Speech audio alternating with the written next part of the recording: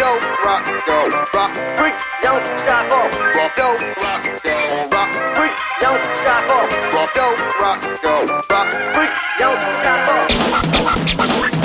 Who put them all in the Wednesday night? Who put them all in the Wednesday night? Who put that ball in the Wednesday night? Super Tyrese Campbell. That was Shaun and this is the Sheffield United podcast. I'm Matt, and as the Winnie the Pooh blood and honey to my Popeye the Slayer man, it's Jonny. Good evening. So, Jonny, it's been a very, very busy 6 days for United, hence the episode title that we've gone for tonight, which is 6, 3, 9, 2, 9. What do those numbers mean, Jonny? I'm going to let you tell the audience for once, actually. Are you? Am I doing the work? So, that's 6 days, 3 matches, all 3 were wins, 9 goals scored, only 2 conceded, and 9 points in the bag. If you were to sum up the last 3 games in 3 words, Jonny, what would you say? Very, very good. Very, very good. I'll take that all day. So, the plan for this episode tonight is to review the Wednesday match, because we played Wednesday, in case you hadn't heard. We'll review the Portsmouth match. We'll probably keep that one quite light, because you can only beat what's in front of you. And then we'll review the Leicester game that's just gone. We'll briefly touch on some of the clickbait, lazy journalism we've seen about the merger between United and Wednesday. And if we've got a bit of time, we'll preview the Stoke match, won't we, Jonny? How's that sound to you? Yeah. Sounds good. Good. So, a week ago today, we played Sheffield Wednesday. We did a little preview pod for that one. I will admit, as always, I was very, very nervous because we were playing Wednesday. And that always absolutely terrifies me because I'm worried about losing. However, we went into that match Wilder unbeaten against Wednesday. United kept the same lineup that they'd had against QPR. And I think it's fair to say, other than a half chance that Wednesday had in the first couple of minutes, United absolutely battered them from start to finish, didn't we? Is there all you want to add briefly about that Wednesday match before I give a run through of the game itself, and then you can do your player ratings? Yeah, it was just basically what we've come accustomed to with the Sheffield derby, haven't we? I think anybody else's manager, and we probably wouldn't win these games all the time, would we? But I think Wilder's got it pretty much nailed down that he won't let this team surrender in this sort of game, will he? So, no, he certainly hasn't fired up for it, doesn't he? And you can tell with Wilder how much it obviously means from the same as it does for us, really. I mean, it's no secret that we've got a lot of Wednesday fans in the family, haven't we, Jonny? And they were of the sensible variety, unlike some of the great salty head loss comments that you saw on Roy's View. And they've said how disappointed they were with Wednesday, haven't they? And the fact that Wednesday just didn't turn up. I mean, is there what you want to say about Wednesday before I run through the actual game itself? Yeah, to be honest with you, I said it to a few people. I didn't realise how bad they were. No. They didn't turn up on the day, did they? The minimum you expect is to be running, chasing, harrying, and even make it a physical game. And that's what I touched on earlier about with Wilder. That's the minimum expectations for him, and we always do that in a Sheffield derby. And you expected Wednesday, being the underdog this time, to come out and try and disrupt us, get in your face, but they offered very little. And I do think a lot of that was down to United actually scoring an early goal as well. Absolutely. So I mentioned earlier that United were unchanged from the QPR side. So we started with Cooper in goal, the back four of McCallum, me, Tanganga and Sariki, O'Hare, Riedewald, Peck and Brooks in midfield, and then Campbell was partnered by Ings up front. Wednesday had the first half chance, didn't they, of note, which forced a good block from Tanganga. Bannon made a good sideways pass. Threaded, is it Ingleson in? Yeah, threaded Ingleson in, and he had a shot blocked. After that, really, United just took over, didn't they, from there? We pressed, we harried, we chased. We put Wednesday under a lot of pressure. They couldn't cope with the high press, and Riedewald picks the pocket of was it Iorfa or one of the other terrible Wednesday players, picks the pocket, doesn't on the edge of the box, gets it to O'Hare. O'Hare does a no-look pass, puts Campbell through. Campbell's run's fantastic, isn't it, round the back of O'Hare as well to make all that space. And he puts one through Max Lowe's legs into the bottom corner. So you've got that great still of Max Lowe falling over and Campbell sliding one in. Campbell had missed a half chance as well just before that. United from there just went on to absolutely dominate, didn't we? So we should have had a penalty, the most bizarre decision of the half. Tanganga gets wrestled to the floor, doesn't he, by Liam Palmer. And the referee bemusingly decides to retake the corner. It was a real strange one. I mean, it must have been that much of a penalty. Well, nailed on that even Don Goodman said it was a penalty on Sky, which is always disconcerting when Don Goodman's talking in favour of United. Danny Ings scored a goal that was then disallowed. It was tight, wasn't it? Very, very tight, that. Ings' chance, and that one got disallowed.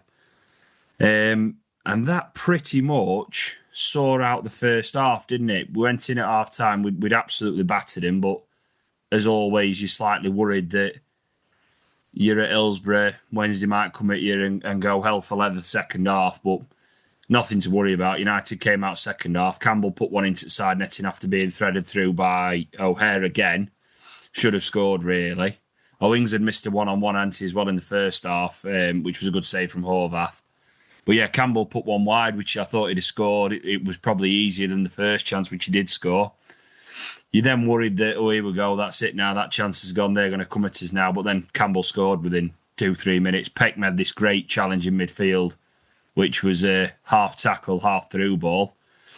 Campbell burst through and rolls one into the bottom corner again. We then had just a sweeter chances, didn't we? So Bamford came on for his United debut. He put a great pass through for Cannon. Cannon ran through one-on-one, blasted it straight to Horvath when it was easier to score. We'd also missed a great chance where we had a 7-on-3 and Sariki puts the ball across and Bamford flicked it into with his back heel. I mean, it was behind him. He had no choice. My dad was saying he were being fancy, but I think it was behind him. He had to try and do something to stretch to it. It'd probably been better dumming it, though, wouldn't he? And letting Cannon or O'Hare just took it into empty net. And then Cannon missed his one-on-one, as I said. I turned to the youth next to me and said, it's just never going to happen for him now. That's that. It's just never going to happen. You can just tell that was his chance. Could have cemented himself in. But then he scored a cracking goal, didn't he, from about 20 yards out, rolled into the bottom corner. Took slight deflection on its way through. And United were 3-0 up. And then we had another chance right at the death, didn't we, with Samari as well, where he just scuffed it into a crowd of players, really, instead of hitting the target. I don't think it's an exaggeration to say United could have won 6 or 7-0. They really could. We had enough good chances, didn't we, to do it. And Horvath didn't even have to play that well. I know he kept the score down, but he didn't have to play that well to do it. The chances we had, really, if we'd have scored 7, Wednesday couldn't have complained. They really couldn't. And I know they were claiming a moral victory because we only beat them 3-0. But that's the biggest winning margin away from home, isn't it, for either side in the Sheffield derby. Have I missed anything there, Jonny, in that run through? It was a very exciting day and it was a match that seemed to last forever while we were there. Have I missed anything from it, do you think? No, I just think the only thing you missed is Wednesday offered absolutely nothing, did they? I mean, Cooper's not... Did he touch the ball? No, I think he were having a fag halfway through. Yeah, he claimed a couple of crosses, but didn't have a shot on target. I think Wednesday only had 2 players on the day who looked like they were actually bothered, and that were the lad on loan from Man U, Amas, and then Bannon, who sat deep. But I suppose that's easy to do, just sit and try and get hold of the ball, but he had nothing to play to. But Yeah, they're awful. And like I said, the only disappointing thing for United is that they didn't score more. But you'd have ripped their arm off, wouldn't you, for a 3-0 before game? So Oh, absolutely. You really would. I mean, like I said, I'm always nervous, but it's just because it's Wednesday, and that's what it is, and it's because there's so much riding on it. But same as you said at the start, and you were absolutely right. I was shocked at how poor Wednesday were, and for me it was the lack of fight from them. It was really really disappointing, and obviously there's the myth about Wednesday being a team of young lads. I mean, yeah, by the end they've got like some 12-year-olds running around on the pitch, but that starting lineup that Wednesday put out was older than ours, wasn't it, in average age? yeah, their average age are older than ours. Like I said, I think that the first goal from Campbell, just they were flat as soon as that Yeah. went in, because they were having to sort of chase the game, but and they're not good enough to chase it. It killed any atmosphere that were there, and United just were professional and took control, didn't they? So Yeah, they did. United, it was just a really professional performance, and I know there's been a lot of salty comments from Wednesday fans after about, oh, well, blah, blah, we should be ashamed. We've only beat them by this and da, da, da, da. But it's a Sheffield derby. There's a lot riding on it. It doesn't matter how poor one team is or the other. There's a hell of a lot riding on it at the end of the day. And if you say you don't care, you're lying. I don't care what anyone says. If you say you're not bothered, you're lying about it. They've only got 2 matches this season, haven't they? Really, and that's against us. So yeah, I just thought United were really professional, solid job. I just, being greedy, just wish we'd scored more, to be honest. I really do. So, do you want to go through your player ratings then, Jonny, from the Sheffield derby? I've got a feeling who might be your worst player for us, yeah, mainly because he didn't touch ball. Cooper was in goal. I give him a 6 because he did nothing. He didn't have to do anything. No. Looked assured with a couple of the crosses, but he gets a run of the mill 6. Sam McCallum, I'm going to give a 7. I believe he's really steady at that left back. He's been one of the shining lights of this season, hasn't he? Yeah. And he looked steady, he looked decent. He's in there on merit, isn't he? That's the point. Yeah, He's in there on merit. on merit. He's the sort of player you want to play in that derby game, don't you? So Yeah. Ben Mee and Tanganga, I'm going to give them both 7s. I thought they were absolutely solid. They just looked class above. I mean, they were marking 2 absolute donkeys, weren't they, up top for them? But they just did everything comfortable. They had a bit of time on ball. They read situations really well and looked solid. We never looked like conceding, like we said. Well, did you see the bit where Ben Mee actually beat, I think it was Jamal Lowe in a foot race? Yeah, that just sums it up, doesn't it, what Wednesday about this minute. Yeah. Femi Siriki, I'm actually going to give him a 9. Wow. Now, and that is based on the whole dynamic of the team changing by him being in the side. We touched on it at the QPR review, and we've wanted this 4-4-2, which helps Tanganga play his natural centre back, not a wide right centre back. He's playing centre back, right? And Siriki is just offering so much going forward. It was solid. I mean, he were up against their best player in Mass, and he made him look average, didn't he? He did. City Peck, I believe I'm giving him a 7. He got his first assist for United, I think it was. He did. And he played well. He wants to get on the ball. He summed up what a United side's about in them games as well. He was getting some stick off their crowd, and he was giving it them back. And yeah, to say he's not Sheffield born, he understands everything what that game's about for us, doesn't he? Yeah, he does. He loves it. He absolutely loves it. Yeah. Riedewald. So I'm going to give him an 8. Because in that first half, it was so effective, it was untrue.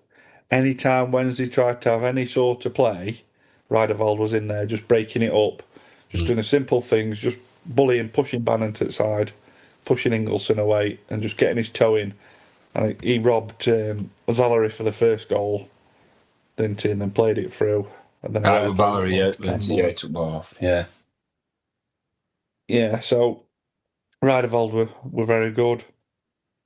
Andre Brooks, so I'm going to give him an 8 as well. He was really good on that right hand side. Again, he was up against a mass on that side. He had him in his pocket, didn't he? That stat came out that he the most tackles from a championship player in the last 3 years, was it? Yeah, in one match. Yeah. In one It was match, and outstanding. I think it was 11 or 12 tackles, which, if you go back to the last year, Brooks wasn't known for working hard as such. However, since he's come back into the fold, he's been really good on that side with Sariki, hasn't he? Well, yeah, and I mean, bit of a spoiler. I rang you into during Leicester match yesterday, and I said, "Can you imagine having to play against Brooks and Sariki? It'd be horrible. Just both so fast and strong and harrying you all the time. It must be awful to play against that." Yeah, he was so good, Brooks. So I'm giving him the 8. O'Hare, I'm going to give a 7. He got another assist, didn't he, for Campbell. He nearly got an assist into for Cannon's goal as well. I think he was about to play the pass, weren't he? And then their player got a foot in. Yeah, he's like I say, he's been our best player this season. But in that sort of game, it was time for some others to step up. Yeah, But O'Hare, it was just harrying and pressing all the time. Danny Ings, I want to give a 7 to. He did what he needed to do in that first half. Caused a lot of mistakes out of their back line. They looked really, really shaky at the back. Obviously scored his goal that got disallowed. Borderline, in my opinion, that. I've watched it back a couple of times, still can't make my mind up. Yeah, I can't just, work out if Ingleson plays him onside or not. Yeah, he still looks really sharp, Ings. I just think if he gets the chance, he'll score some goals as well. Yep. Campbell, I'm going to give him an 8 as well. An 8? Now, just because I want to give Sariki the man of the match because of how much he contributes to the team. Yeah. Now, Campbell, yeah, an 8, scored 2 good goals. Like I said, the first one took the sting out of the game. The second one was perfect timing straight after half time. Yeah. And both decent, similar finishes, weren't they? Oh, he was just an handful, weren't he? I mean, them two couldn't cope with him, could they? Iorfa and Palmer, they got no idea. Well, I was devastated when Iorfa went off because he was our best player. He's an absolute donkey, isn't he? Yes, he's terrible footballer. Yeah. Substitutes, obviously Bamford. I'm only going to touch on Bamford and Cannon. Yeah. Bamford coming on, he looked good, didn't he? Oh, he did look really good. Showed a few nice touches. Yeah. Played a decent ball through for Cannon, who should score, and Bamford has got his first assist. And Bamford should score as well, really, with the flick on. Yeah, Bamford should also score later on in the game, but he was involved, he was busy. And then Tom Cannon getting that goal. What did you give Bamford? Bamford a 7. And then I'm giving Tom Cannon a 7 as well. So Cannon should score the 1-on-1. Yeah. But makes up for it with a decent strike of the ball. And hopefully that's the turning point of his United career because, yeah, we need to see something more of him, don't we? Yeah, we do. And his running looks better, doesn't it? I mean, was it the QPR match we said he looked better, didn't we? In some, when he appeared for a bit and played a little bit, his running and movement off the ball is looking better and he's looking sharper into Cannon. Looking a bit of an handful, which is really nice to see. Yeah, I mean, as we've said, really, you kind of run out of words to describe how euphoric it felt absolutely battering Wednesday like this. But I think you can only beat what's in front of you, can't you? And they were absolutely horrendous. They were so poor. I was just surprised. I was gobsmacked at how poor they were. Is there else you want to add on the Wednesday match, Jonny? I mean, we could talk for all night about how good it felt to batter him, but is there else you want to add about that one before we move on and talk Portsmouth? No, just it were nice to, like I said, for the second goal in the game to just settle us down, because you're always going to have them nerves with it being a derby game, and you heard some people at pub before the game that if we lose, Wilder's under pressure and stuff, and which I didn't personally think that, but yeah, if you look, if we had lost, it sets the tone for that 6 day week games, doesn't it? And 3 games in 6 days. So Yeah. yeah, it was nice to get that off us back and kickstart week, wasn't it? I mean, cards on the table, Jonny. I was one of them. I thought genuinely, if we lost to Wednesday, I thought we'd go down, just because I knew Wednesday were poor, but I just thought it'd be such a kick in the teeth to lose to a side that are bad like that, in a game that matters as much as that does. But like I said, United were really professional, weren't they? And they beat a side that's effectively the division below, didn't they? Comfortably. Just a solid professional performance, and we looked like a team that's just a division higher, didn't we, than them? What are you going to say? Just also want to just quickly touch on the celebrations thing. Oh yeah. I mean, you've got Muppets in media saying that they're not sure about how we're celebrating and that we're over at top, but let's be honest, they were chucking shirts in crowd when they drew 0-0 with us. Yeah.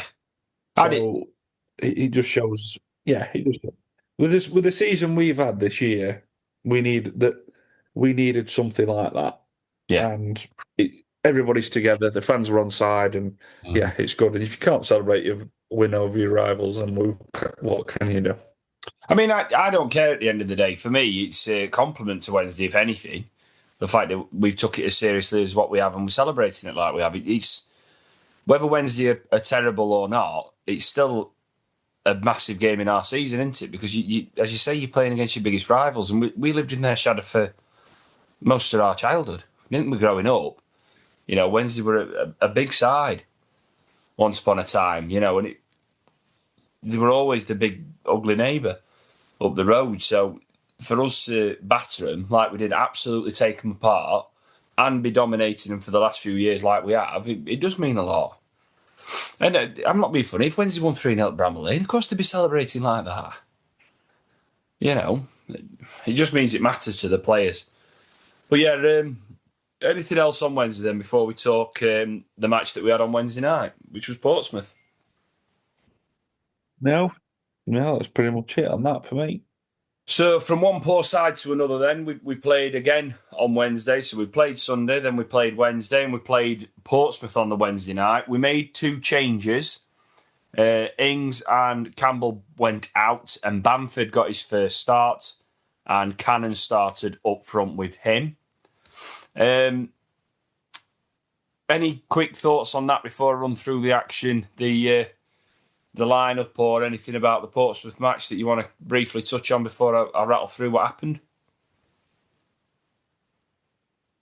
No, I think the changes were what we expected, weren't they? I mean, Campbell playing on the Sunday and scoring 2 goals, and as then the quick turnaround to the Wednesday. Likewise for Ings, who played against Wednesday, and then the quick turnaround to the Wednesday night against Portsmouth. So the changes were there. Cannon obviously had a bit of confidence, and Bamford made a good cameo on Sunday. So and obviously the result, it proved to be the right thing anyway, didn't it? So yeah, it did. It did. I think you're right. It's one of those things, if you've got a bit of squad depth, you need to rotate your players, don't you? So we did. Cards on the table. The first 30 minutes of this, 35, were absolutely atrocious. It was a really poor match. It was a really poor atmosphere, wasn't it? It was freezing cold. To be honest, they were about half an hour in. I wish we'd stayed at home, don't you? Because it was just, everything were horrible. It was freezing. We weren't playing well. Portsmouth just dug in like a set of ticks, didn't they? And just sat really deep. And then Bamford had a half chance from distance, didn't he, which he flashed wide. We didn't really do a lot. They didn't really do a lot.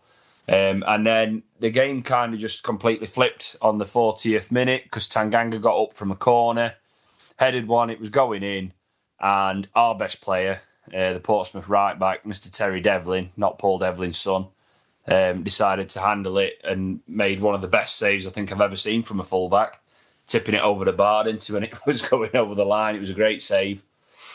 Then we were all thought, oh, I wonder if he's going to let Tom Cannon take this, see if we can get 2 goals in 2 games. And then Bamford picked up the ball and we thought, right, it's Bamford. And then up stepped Sidney Peck to take the penalty. Be honest, did you think he were going to score? No. No. You just felt it wasn't written for him, didn't you? You did. Oh. He did. But he took it and he put it in and it was a nice penalty, bottom corner. 1-0 United and Mr. Devlin got sent off. From there, it was one-way traffic, weren't it, really?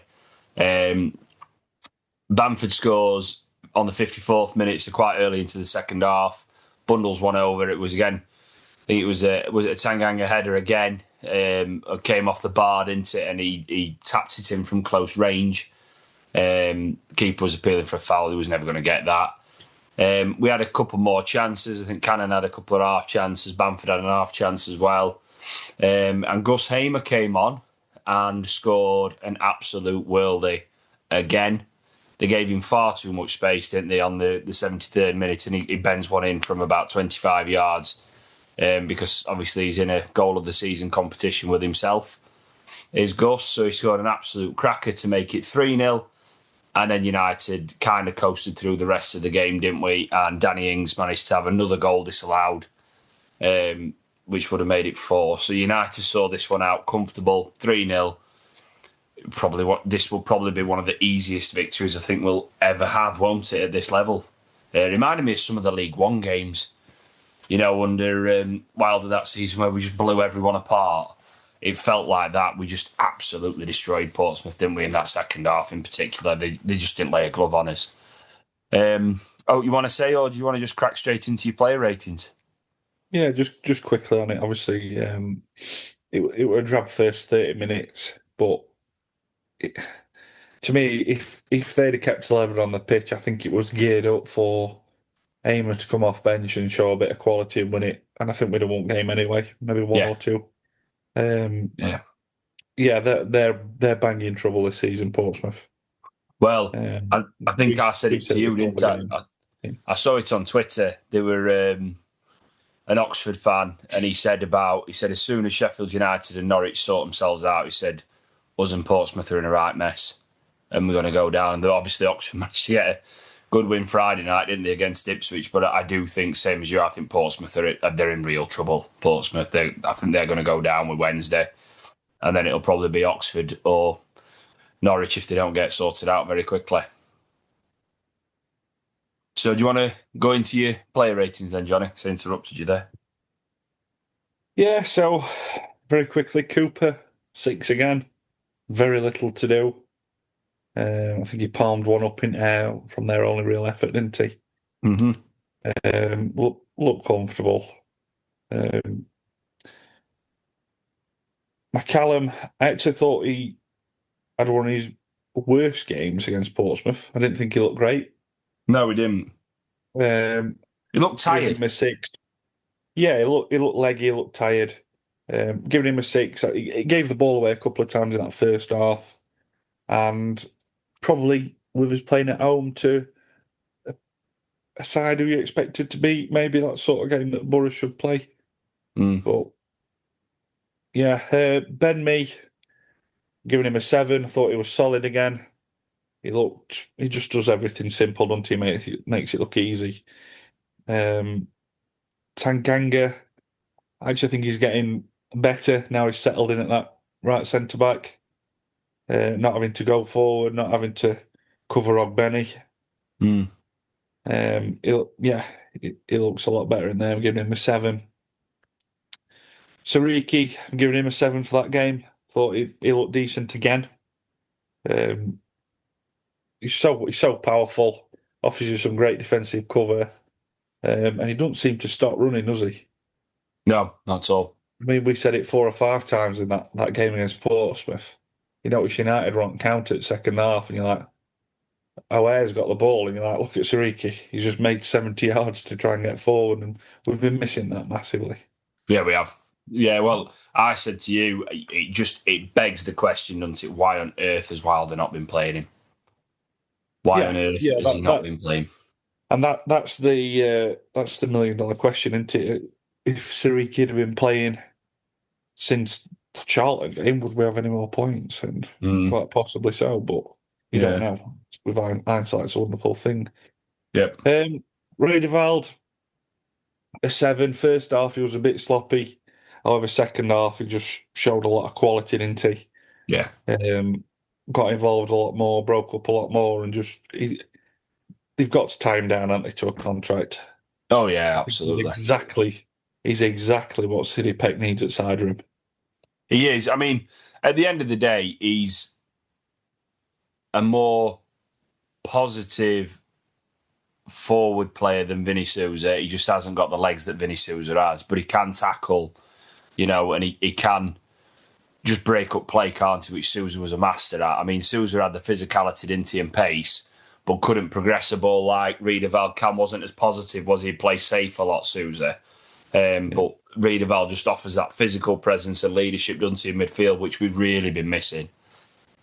Yeah, massively. City Peck, then, let's give him an 8. He's took a lot of flack off people this year. Was included. Yeah, was included. Early part of the season, he was left hung out to dry a bit, weren't he? With having nobody at side of him. Yeah. But yeah, he stepped up to play massively. So glad he scores the pen. Like I said, I've been saying on a couple of pods that his goal contributions aren't there, but Sunday against Wednesday gets the assist. Wednesday night against Portsmouth he scores, scores from spot.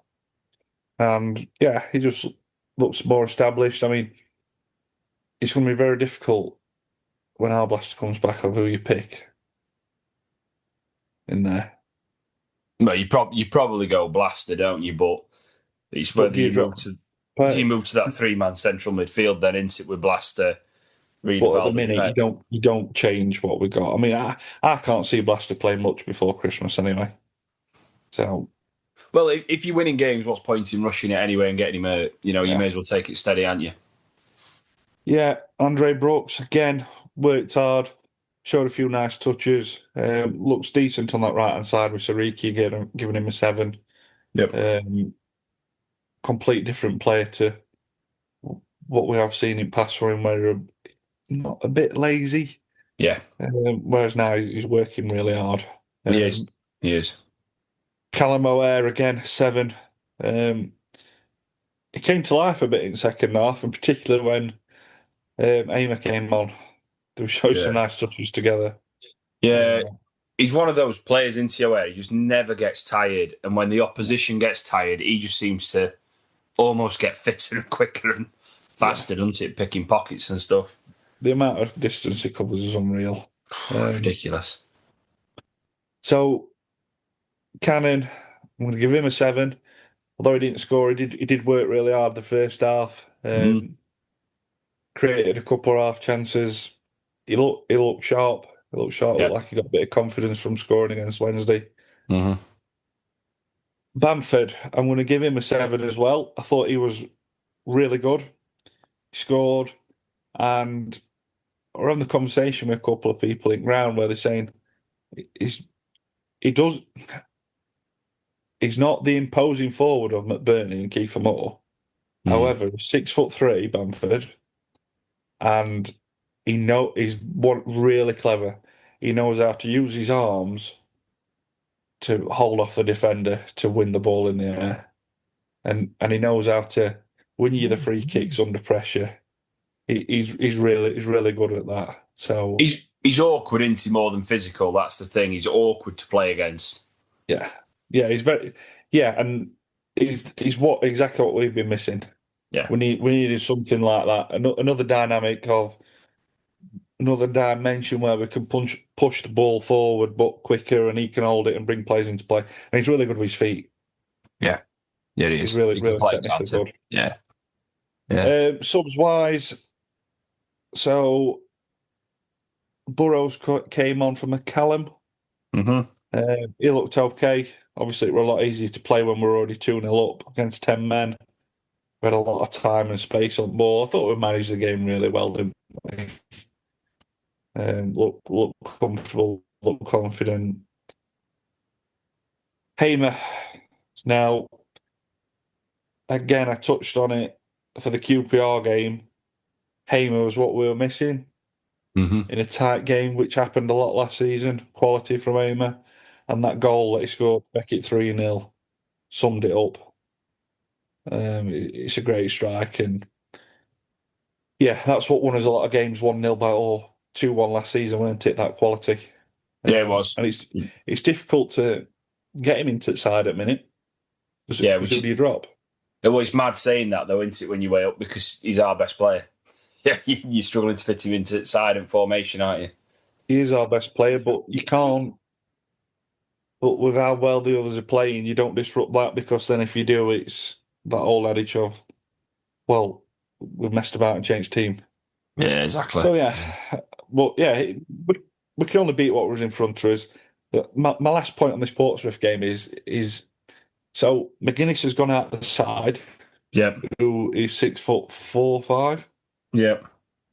How all of a sudden are we winning everything in the opposition's boxes from corners? Yeah. Well, I mean, we top at league, aren't we? Tanganga's going and attacking. Yeah, Tanganga's going and attacking the ball, winning everything. Ben Mee's winning headers in the box. Sidney Peck won a couple of headers. It's weird. But yeah, I don't know. I don't know what it is. Yeah, I think they're just probably better players, Jonny. That's essentially what it is. They're just better players, aren't they? And McGuinness probably attracts defenders to him because of his size. And in turn, because he stood near our players, it don't quite work then, because they're picking them up, or they were blockers for McGuinness, and McGuinness just isn't as good to go and ender it. But yeah, absolutely. I mean, the Portsmouth match, like we said, we haven't talked about it too long, because you can only beat what's in front of you, and they were a really, really poor side, weren't they, Portsmouth? So that was that. That was 2 wins in 3 days for us. At that point, which we can't complain at, can we at all? So we didn't do bad, really. Like I said, 2 wins in 3 days, and then we had. I'd argue it's the toughest test. I know Leicester are bang out of form, but we went away to Leicester yesterday. So we're recording this Sunday night. Yesterday we went to Leicester United. I didn't realise how poor our record is against Leicester. No wins in 10. Was it? And the last time we played them, we lost how many away at Leicester? Was it 5-0? 5-0. Game after Wilder went, wasn't it? Yeah, just after Wilder had gone. And we were absolutely hopeless, weren't we, that day? Just got run ragged, and poor Heckingbottom just stood there in an empty stadium with a group of people that had kind of given up on themselves, hadn't they, that season? The second Premier League season when we got relegated with no crowds. So, yeah, I really wasn't aware that we got such a bad record against Leicester. Last win was 2008, and apparently James Beattie scored an hat-trick, so Sky kept reminding me before the match. Any thoughts on the Leicester match before I run through what happened? Yeah, one of them. I think we were saying let's get a positive result, and I think before the game we just took a draw, weren't we? Difficult place to go. Poor record there, and looking at their team of highly paid players with a lot of Premier League experience, and you took a point, but yeah, what happened next is something to shout about, isn't it? Yeah, it is. It is. So, I mean, spoiler, in case you didn't know, we won 3-2 away at Leicester yesterday. I was really shocked. I genuinely thought we might draw at best, but we did incredibly well. I mean, that Leicester side, it's one of those where they've got some players that would get in our team because they're that good and that talented. So United made a couple of changes again. We lined up with Cooper in goal, Sariki at right back, Tanganga, me, Burrows started at left back. The midfield stayed the same, O'Hare, Riedewald, Peck and Brooks. Cannon and Campbell started up front together. United set off like an absolute steam train, didn't we? We pressed, we harried, we chased, and we found ourselves winning inside 2 minutes. The goal is hilarious. If you look at some of the defending, it's so poor. So poor. There's a scramble in the box, and O'Hare essentially kind of flicks it back, doesn't he, off of one of the Leicester players, and Cannon smashes one in from close range through the goalkeeper to make it 1-0 after a minute and a half. Leicester fans were already very angry at that point. United scored again 2 minutes later on the 4th minute. This time it's a corner, it gets recycled out. O'Hare heads it back into the box, then it comes back out to O'Hare and he hits it. I think they've credited it to Riedewald, haven't they, the goal? And O'Hare afterwards in his interview was like, absolutely not, it's my goal, I hit it, and if it's touched him, it's flicked him, if that. I think it's O'Hare's goal, don't you? Edge of the box, steers it into the bottom corner. Great finish, really, to make it 2-0. Yeah, I couldn't see the touch. No, not at all. Not at all. After that, we had a couple of more chances, didn't we, from corners. Cannon should have scored again, really. Ball came across to him. I think he got caught out, don't you, in 2 minds, where he weren't sure whether to edit back at goal, shoot at goal, or try and flick it across, and he actually didn't either in the end, and it just kind of bobbled out of play. Campbell had a good chance at the back post, but then it hit his hand, didn't it? It bounced up and hit him in the hand. Then our best goal was an absolute cracker from that man again, Sidney Peck. So corner again, gets flicked up in the air. Riedewald's challenging with their player. Comes to Peck and he hits this sweet volley, doesn't he? First time with his right foot from about 20-odd yards. Sails into the far corner of the net. Keeper had no chance, but it was so sweet. There were no deflection on that, whether he just caught it bang in the middle of the foot and it flew in. And then Campbell had a great chance before half-time, very similar to the 2 he scored against Wednesday, wasn't it, this one? Cutting in on his favoured left foot, and he puts it wide. I mean, really, he should have scored, or he could have squared it for Cannon, couldn't he? The chance were there for that. United 3-0 up at half-time, and honestly, we could have been 5-6, couldn't we? And Leicester couldn't have complained. They were absolutely awful. We were so good. We pressed them so high. Brooks and Sariki just looked menacing, didn't they? Flooding them forward all the time. We looked absolutely brilliant.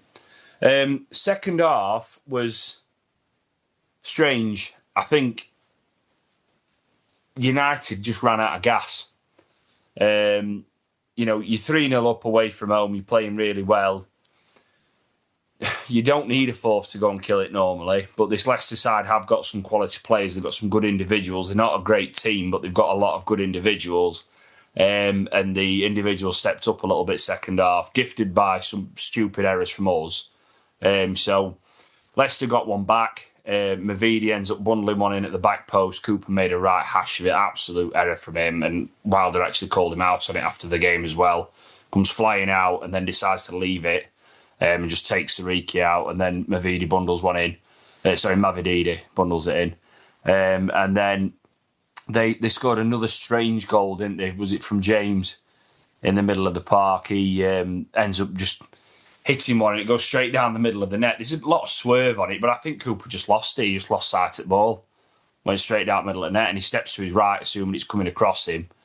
And it just went down the middle of the net, and you saw Sidney Peck just absolutely berating him for that. United had a half chance with Hamer because Begovic had scuffed a clearance, didn't he? And Hamer shoots from about 40 yards and curls it into the stand. I mean, 3-2 flattered Leicester, really, for how good United were. And it was my dad, to be fair, that actually said United looked tired. And normally he says, well, they don't deserve to look tired because they haven't done a shift down the pit. But as I keep saying to him, I said, well, football's a very different game to what it used to be, and the standard's a lot higher. So that they did. United looked leggy, didn't they, in that second half? And I think a bit of Leicester's quality started to just click a little bit more, plus some bad mistakes from us, as we said. But yeah, that was it really. We saw it out, and to be honest, it's got to be the best away win of the season, hasn't it, other than winning 3-0 at Wednesday. I mean, that first half was probably the best we've played, weren't it, all season as well. We were absolutely outstanding, and Leicester just couldn't cope with us. Have I missed anything there, Jonny, on that Leicester match? No, it's like I said, we came out flying, striking while the iron's hot, basically, didn't we? Up against a team who got spanked midweek. We went back 2 wins, and we just thought, well, let's carry on pressing. Pressed and harried them into mistakes. They were very similar to how we were earlier in the season. Yeah. That first half, I think it's a good comparison. A lot of decent players, but just weren't working for us. But yeah, all the gear, no idea. Yeah, and again, 2 goals technically from corners. Mm-hmm.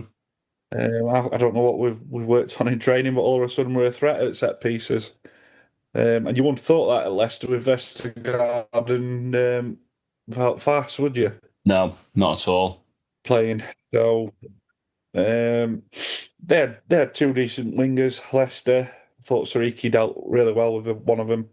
Down the other side, I thought Burrows had a decent game, actually. Yeah, I thought the defence, I said to you, first half he looked really good. Really good. The 3-0, like I say, it didn't flatter us at all. We could have been 4. Campbell should have scored that. I think that was probably the easiest chance of all of them. Yeah. That Campbell missed. Well, apart from Cannons. And if we're going 4-0, then it's... Yeah. But, yeah, I don't think Leicester opened us up in the second half. I mean, everyone's saying it was just a game of complete 2 halves.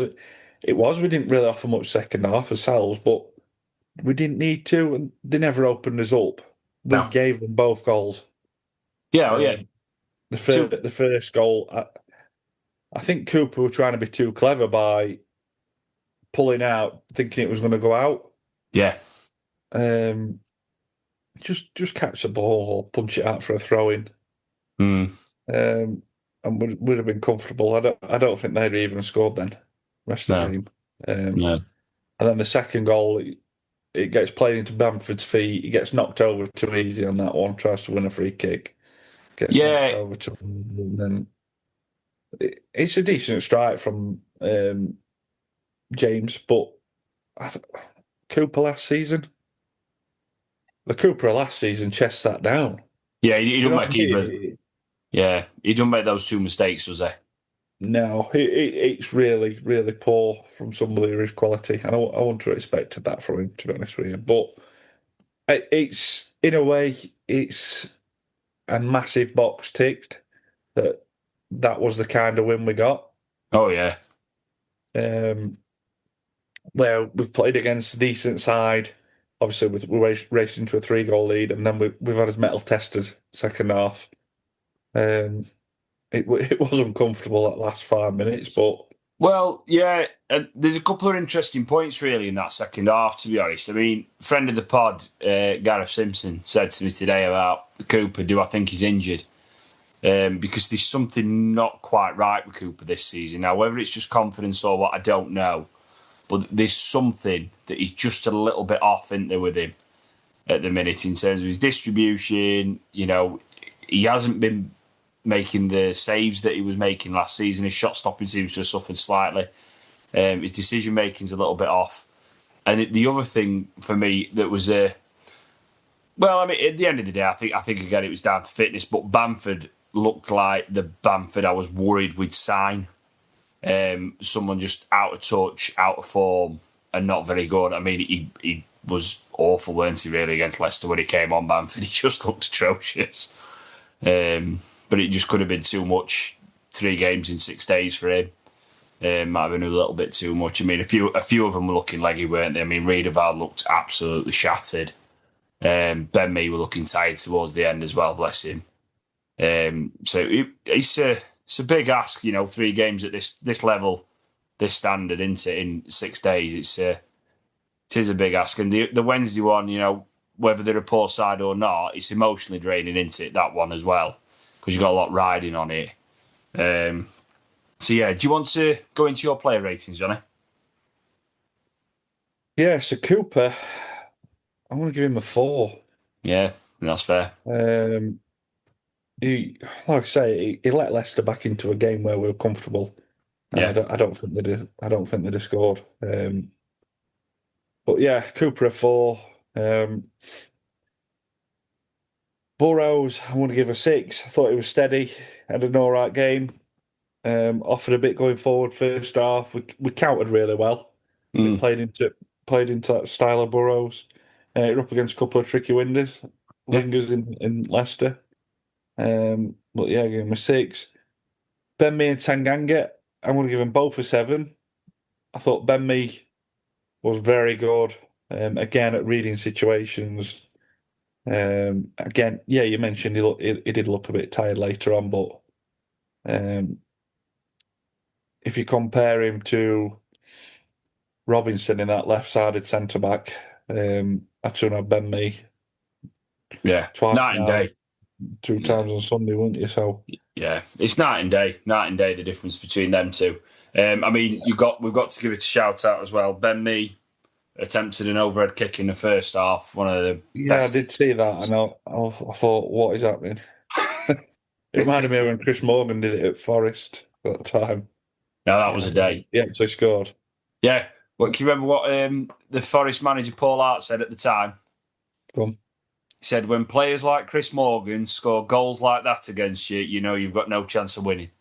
yeah, exactly. So Femi Sariki, I'm going to give an 8 because that first half he looked outstanding. Yeah, He he put did. a couple of good crosses across. He set the tone for the game.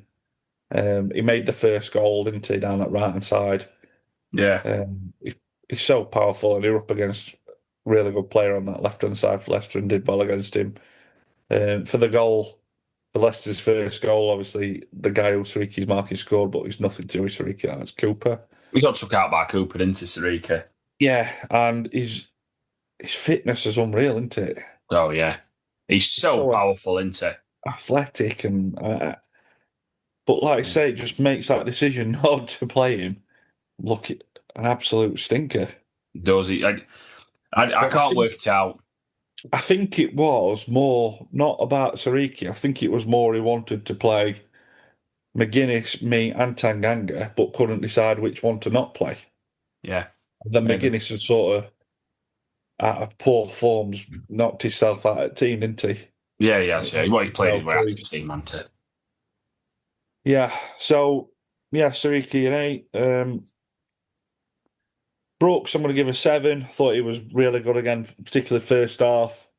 Um, Played a few nice couple of balls through on the counter.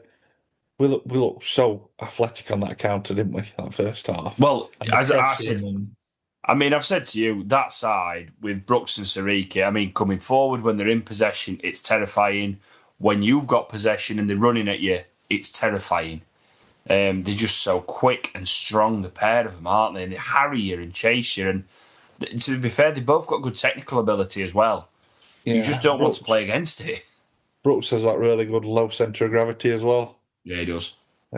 He's so good with his feet, and yeah, his breath of fresh air down that side. Mm, City Peck, I'm going to give an 8 because he scored an absolute worldie. That yeah. first half, he played incredibly well up against a player in there of Harry Winks, who was on about 150 grand a week. So many Premier League appearances, so many. Mhm. I think he's played Champions League and he played in Europa League. So Yeah, yeah. yeah, Peck didn't look out of sorts and scores an absolute screamer. And again, I come back to that goal contributions. He scored 2 and assisted 1 in 3 games. So just sorry, yeah, scored 2, assisted 1. Riedewald, I'm going to give him a 7. Thought he was steady again. Again, kept out one of the best midfielders on paper in the Championship. Winks in the first half. Broke a lot of the play up, which allows Peck to go forward and O'Hare to roam. O'Hare, I do think it was his goal. I've I do. watched it a couple of times. I can't see where it's come off Riedewald. Not at all. It's a strange one. I mean, even O'Hare said that Riedewald didn't even know about it, did he? So, No, absolutely. I'm going to give O'Hare a 7. Second half, didn't he had to defend, which takes him out of his comfort zones a little bit. He had to sit in there and try and break things up. Cannon, I'm going to give a 7. Again, scored early. It's great for him to score against his old club and finally find a bit of form. Yep. He, he deserves a bit of luck now, and hopefully he can kick on. Like I said, he got a big price tag to live up to, and hopefully that goal against Wednesday's giving that confidence boost.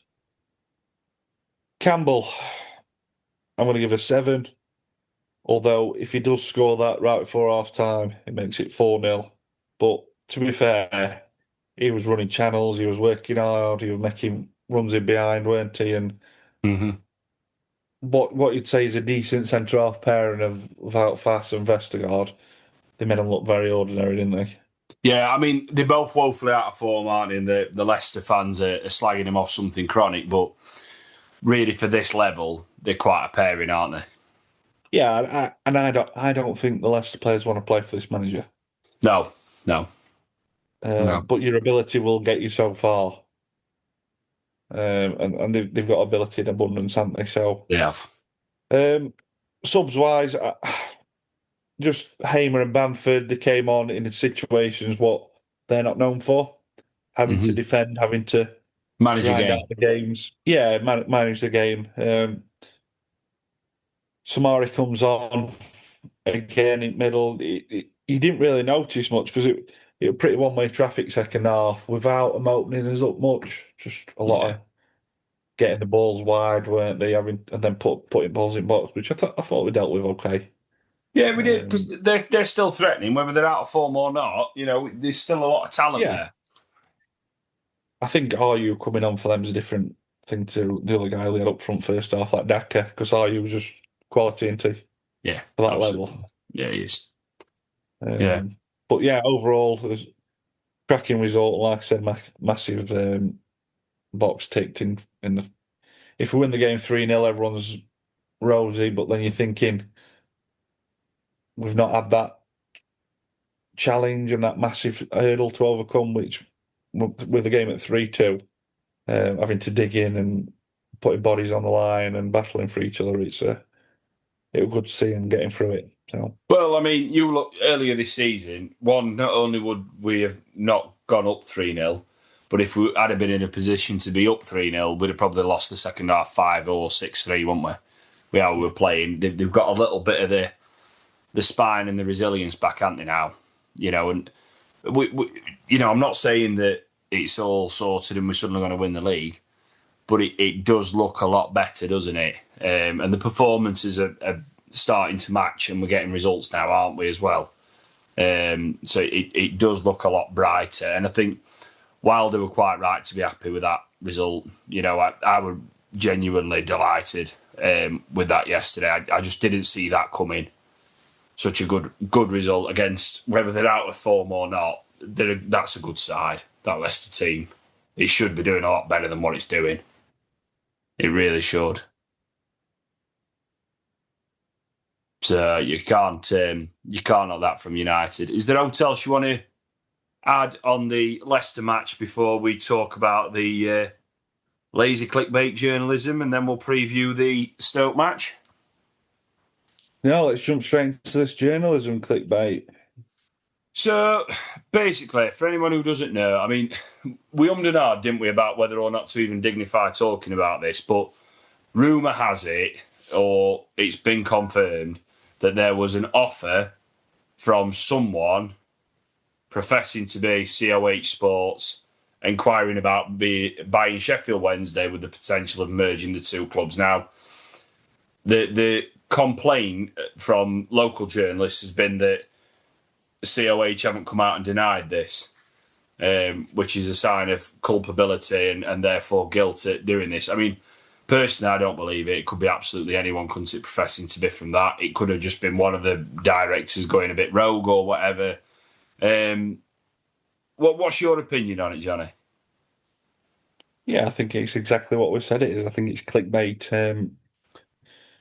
I, yeah, it's the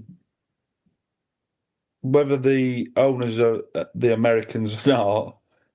They've got advisors around them like Betis and stuff. They're not going to have gone in there and done that, are they? No. So I think it's an absolute nonsense. It's a nonsensical story, and it is just clickbait. Yeah. Um, it would never work. Personally, we've even said we wouldn't support the team, or we were going to support someone else. So um, yeah, I don't think it's even worth giving it much airtime, to be honest with you. No, it's not. And it's just one of those, isn't it? I mean, at the end of the day, the merger talk has been there for years, hasn't it, with United and Wednesday, and everyone says it's the only way that they'll ever really do well and blah, blah, blah. But I just can't see it being true. And even if it is, it'll be one of them that's stupidly done something. And we've got a team of investors now that have bought the club, haven't we, that are just all clubbed in together. So I don't know. I think because they don't engage much, do they, with the local media or the media in general, United's new owners, there's a bit of an information vacuum and people are quite quick to fill it, aren't they? Usually with stories which fit their ideology and viewpoint on the world. So, yeah, it just felt lazy to me. So, that was that. I thought we'd quickly address it. Next match then for us is Stoke on a Saturday. Stoke City, they are doing very well, although they did lose to Hull at home and then had a mass brawl on the pitch, ice hockey style at the end. What do you reckon? Stoke prediction? It's a difficult game. Should be a good crowd. I'm hoping that the atmosphere is going to be better because the Portsmouth game was terrible atmosphere. Although it was a Wednesday night, it was cold, wasn't much happening. Um, yeah, like I said, it reminded me of League One days, that sort of game. Yeah. But yeah, the atmosphere on a Saturday should be better. Stoke are third in table or fourth. Lost the last game. I'm going for a 2-1 win. United. Us to carry on that momentum. It will be a difficult game. I think it'll be something that we've not faced yet this season. Mark Robins' sides are he gets them very much like Chris Wilder's side, doesn't he? He does. He achieves a lot with what he's got, doesn't he, Mark Robins? I think, and if it is two very similar styles of play, I think if you're looking at their squad and looking at our squad, it would be very much in favour of ours, probably 70-30. So hopefully that bit of quality should win us the game, especially now I've got some confidence. I think we'll win 2-0. I can't see Stoke threatening us, if I'm honest. I know they've done well, but I just think we've probably got too much for them. And we've got a little bit of momentum. I think we might sweep Stoke aside. Might be a bit of a laborious one, first half in particular, but I think we'll beat them 2-0 and see that one out. What's your prediction for the season? What do you reckon now? So Nigel Reo-Coker and Jeff Shreve says you can't rule us out getting in the playoffs because it's them and it's Chris Wilder. What do you think? Yeah. I was speaking to people before we played Wednesday, to be fair, and a lot of Wednesday fans, and they were saying, you're an absolute shoo-in for playoffs. And I'm like, no, we're really not. But yeah, I think it might be very similar to the remember the season when Clough took over from Weir. Yeah. We're either second or third bottom when he took over. Yep. And it wasn't the number of points that was the problem. We ended up finishing seventh that season, by the way. But it wasn't the number of points that was the problem to the playoff place. It was the sheer number of teams because you're relying on that many teams dropping points. Yeah. It's difficult. I mean, we're 10 points out of playoffs. I think we're only like, is it 12 or something else for automatics or something? Yeah. It's tight. In championships, everybody beats everybody. I do think it's a poor league this season. I think Coventry, it's their slews now, isn't it? Yeah. I think Ipswich will finish second.